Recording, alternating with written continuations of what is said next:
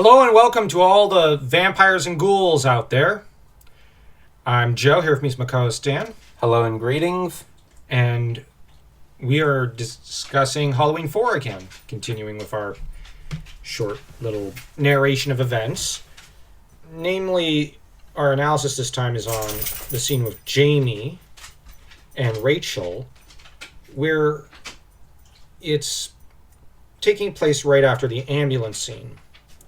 The ambulance scene was, of course, juicy and fun, but this scene shows Jaime up in the living room with the family dog by her side, and I really feel bad for the dog's death. Like, how can you kill a dog in a movie? Any movie. It's horrible. Kill as many people as you want, but not the dog. Have some ethics. But the thing is with Jaime is that she's apparently seeing things. And this is when we get into that theme of tainting or desecrating purity, where it's a fall from grace story in this movie. As Dan, I think, has said multiple times, more than even I. And I'm just saying. And she's apparently unable to sleep, which is very unusual because apparently it's about 4 a.m. or so in the movie. This is very peculiar in children. Usually they do sleep a lot.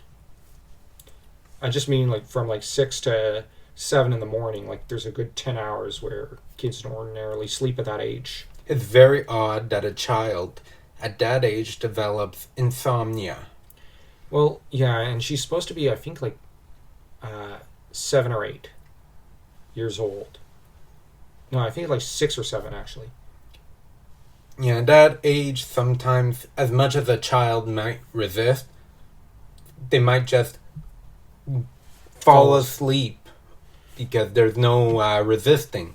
Okay, well, and just for the viewers who don't know, Dan's the developmental psychologist and an EA, so he has a lot better grasp of children's psychology and behavior psychology than I probably ever will. So this is going to be probably a more Dan-centric video this time, which that works. That said, Rachel gets up and noticing that Jaime is up. Jeez, I was thinking Karate Kid for a minute. No, there's going to be no karate chopping Michael Myers. But Rachel goes to comfort Jaime, who wants to know that Rachel loves her and seems very desperate for confirmation. So I'm going to ask Dan, what do you make of that?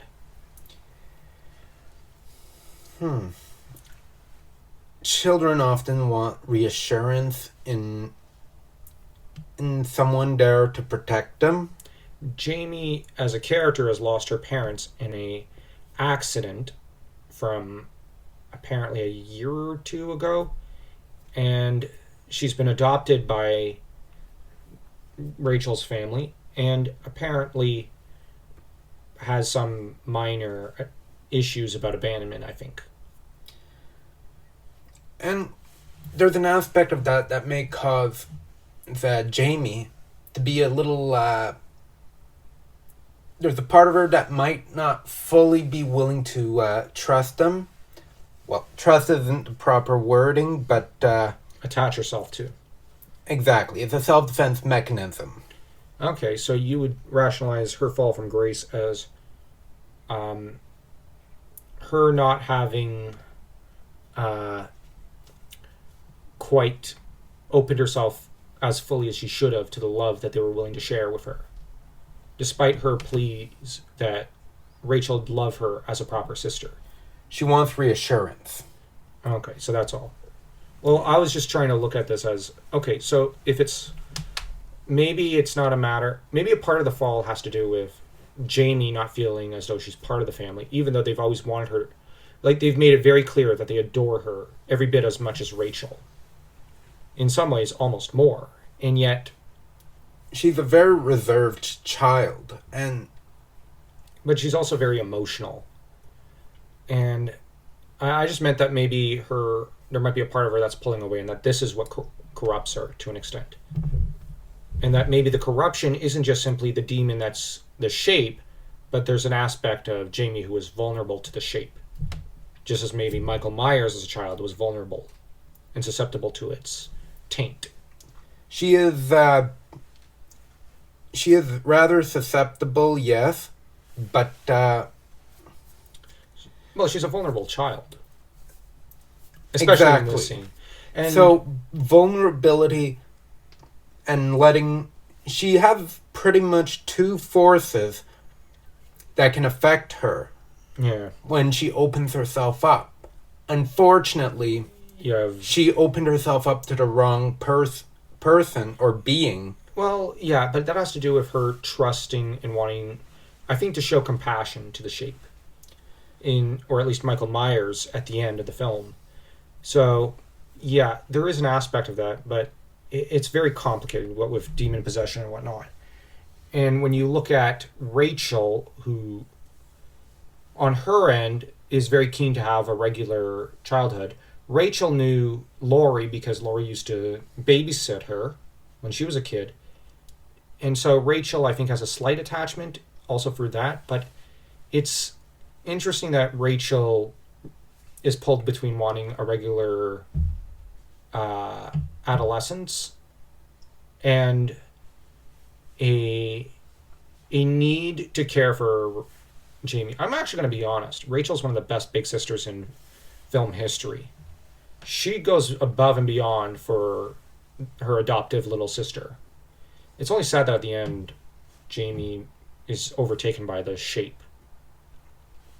This movie is really a tragedy in almost every way. And it's like, I don't think there's a single character who walks out of this movie in universe happy.